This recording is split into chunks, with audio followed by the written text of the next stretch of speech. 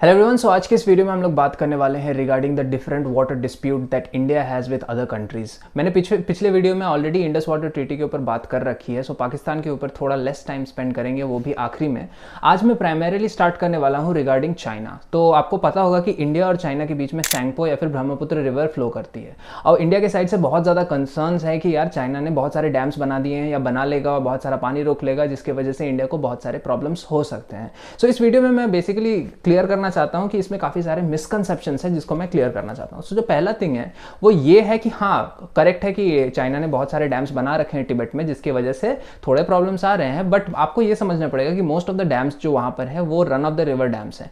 Run of the river dams ये होते हैं जो कि ज़्यादा पानी स्टोर नहीं कर सकते हैं और रिवर के फ्लो के अकॉर्डिंग ही वो वहाँ पे इलेक्ट्रिसिटी बनाते हैं। इसका मतलब चाइना के पास एक्चुअली ज़्यादा इंफ्रास्ट्रक्चर है नहीं पानी रोकने का। और इसका सेकेंड रीज़न भी बहुत इंपॉर्टेंट है यार, वहाँ पे ना ज़्यादा प्रेसिपिटेशन होता नहीं। अगर आपको पता होगा कि वहाँ पे जो टिबेटियन प्लेटू है उस पर ज़्यादा रेनफॉल होता नहीं है। एट द सेम टाइम वहाँ से जो पानी ग्लेशियर से मेल्ट होकर ऐड होता है ब्रह्मपुत्र में, वो भी ज़्यादा नहीं है। इसका मतलब चाइना ज़्यादा पानी रोक ही नहीं सकता क्योंकि वहाँ पे ज़्यादा पानी ही नहीं है। और यही चीज़ हिमंता बिश्व शर्मा जो कि असम के चीफ मिनिस्टर, उन्होंने भी यही बात करी थी कि एक्चुअली चाइना ज़्यादा पानी कंट्रोल कर ही नहीं सकता क्योंकि 30 to 35% ही चाइना के पास है, तिब्बत के पास है।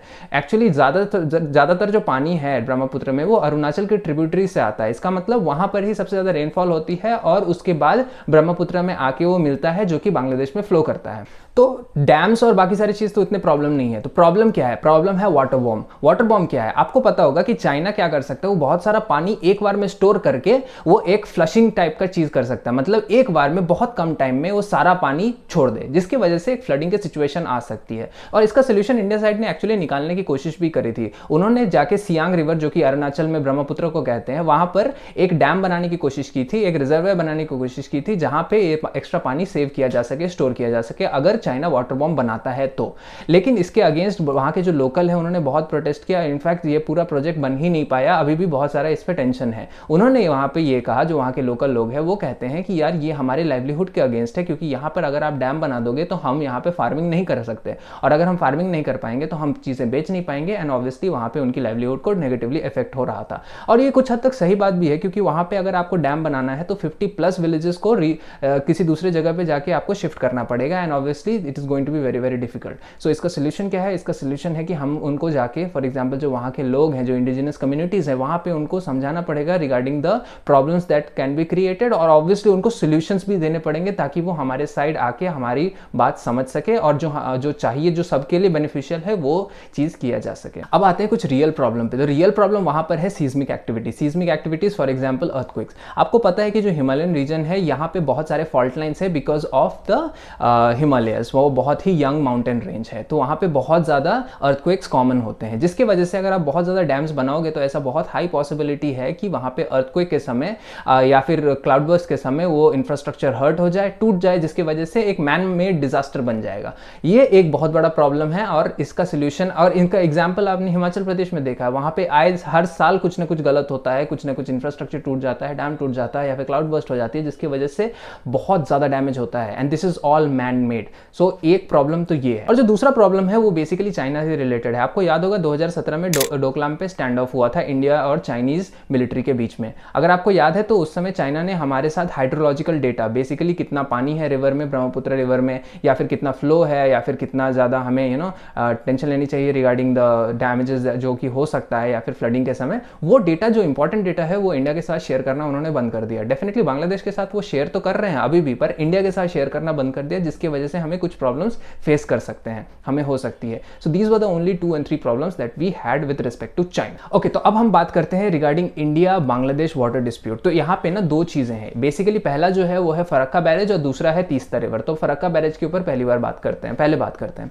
तो इसकी थोड़ी बैकग्राउंड में जाने की जरूरत है। अगर आपको पता होगा कि वहां पर ऑब्वियसली कोलकाता में एक कोलकाता पोर्ट है, तो कोलकाता पोर्ट के साथ एक दिक्कत ये आ रही थी कि वहां पे फ्लो ज्यादा नहीं था, जिसकी वजह से सिल्टेशन हो रही थी। सिल्टेशन बेसिकली जो होता है, हमारे जो रिवर्स हैं वो सिल्ट कैरी करते हैं। अब अगर ज्यादा फ्लो नहीं हो तो एक जगह स्टैग्नेट करके वहां पे वो सिल्ट नीचे गिर जाता है, जिसके वजह से वहां पे सिल्टेशन एज आई सेड हो जाती है और वहां का डेप्थ कम हो जाता है। और अगर डेप्थ कम हो गया उस पोर्ट पे तो बड़ी शिप्स एंकर नहीं कर पाती, वहां पे डॉक नहीं कर पाती है। तो इसका सोल्यूशन क्या निकाला गया? इसका सोल्यूशन ये निकाला गया कि जो वहां पे हुगली रिवर है, जो कोलकाता पोर्ट पे हुगली रिवर है, उसमें ज्यादा पानी भेजा जाए, जिसके वजह से वहां से पानी उस सिल्ट को निकाल के पानी सिल्ट को निकाल के ले जाएगा और वहाँ की डेप्थ बढ़ जाएगी, जिसकी वजह से वहाँ पे शिप्स, जो बड़ी शिप्स हैं, लार्ज शिप्स हैं, वहाँ पे डॉक कर सकती हैं।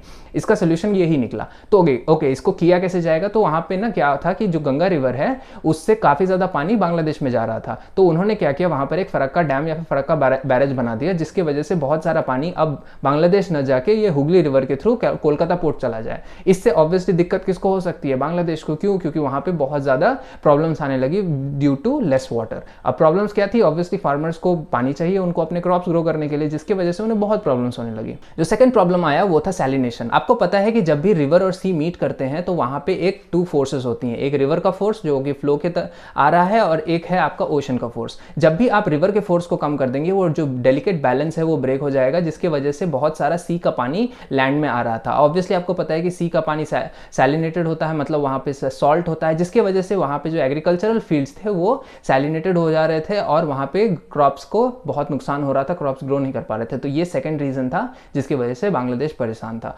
ऑब्वियसली इसको सॉल्व करने के लिए गंगा वाटर ट्रीटी लाया गया, जिसके अकॉर्डिंग 50-50 जो पानी है वो डिस्ट्रीब्यूट होता, 50 इंडिया को मिलता, 50% बांग्लादेश को मिलता। अगेन उनको इससे भी प्रॉब्लम थी। और जो बड़ी प्रॉब्लम है कि वो 2026 विच इज नेक्स्ट ईयर ये ट्रीटी खत्म होने वाली है, एक्सपायर होने वाली है, और ऑब्वियसली इंडियन साइड और बांग्लादेशी साइड को मिलकर तो ये इस ट्रीटी को रिन्यू करना पड़ेगा। इंडियन साइड ऑलरेडी कह चुका है कि they are interested in renewing the treaty, but एक प्रॉब्लम यह है कि इंडियन साइड अब थोड़ा ज़्यादा पानी डिमांड कर रहा है, बिकॉज हमारे पास अब पॉपुलेशन ज़्यादा हो गई है और उसको ज़्यादा पानी चाहिए। ऑब्वियसली बांग्लादेश पहले से कह रहा था कि यार हमें पानी कम मिल रही है और अब आप और पानी मांग रहे हो, तो आई एम श्योर यहाँ पे बहुत ज़्यादा डिबेट और डिस्कशन होने वाला है। This contention is real. अब जो दूसरा पॉइंट था with respect to Bangladesh was the Teesta water. Teesta water actually क्या है? तीस्ता रिवर फ्लो करती है from West Bengal India to Bangladesh. अब दिक्कत ये हो रही थी कि ये जो पानी था इससे प्रॉब्लम हो रही थी हमारे chief minister of West Bengal Mamata Banerjee को। उनको लग रहा था कि अगर हम ज़्यादा पानी दे देंगे, according to Teesta river treaty जो कि साइन नहीं हो पाया, 42% ऑफ तीस्ता वाटर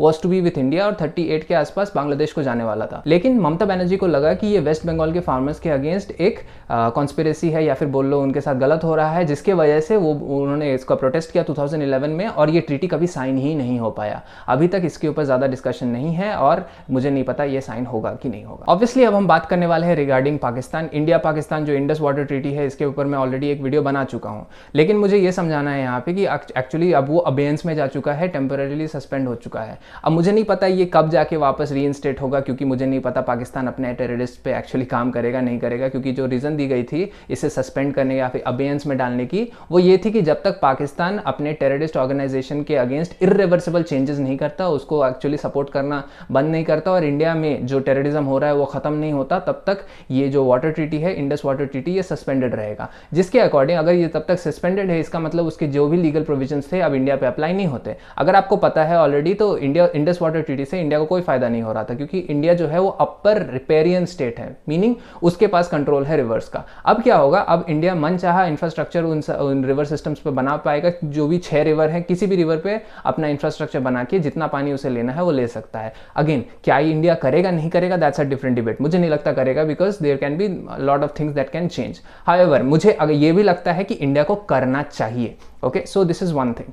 ऑब्वियसली अगर हम पूरे चीज़ को देखें तो मोस्ट ऑफ द केसेस में कह सकता हूँ India has an upper hand in all the 3 river systems. हमें ज़्यादा टेंशन लेने की जरूरत नहीं है। कुछ डिस्प्यूट्स डेफिनेटली नेपाल के साथ भी हैं, but Nepal and India have such good relations कि मुझे नहीं डर लगता कि कोई भी डिफिकल्ट प्रॉब्लम्स आ सकती है with respect to Nepal. So all and all I could say that India के साथ वाटर ट्रबल ज़्यादा नहीं होने वाला है। We are mature enough, we are smart enough, we have leverage against all the countries and हम जो हमारे जो इंटरेस्ट में है हम वो डेफिनेटली कर पाएंगे। So I hope you like the video. If you like the video please like and subscribe. Thank you very much and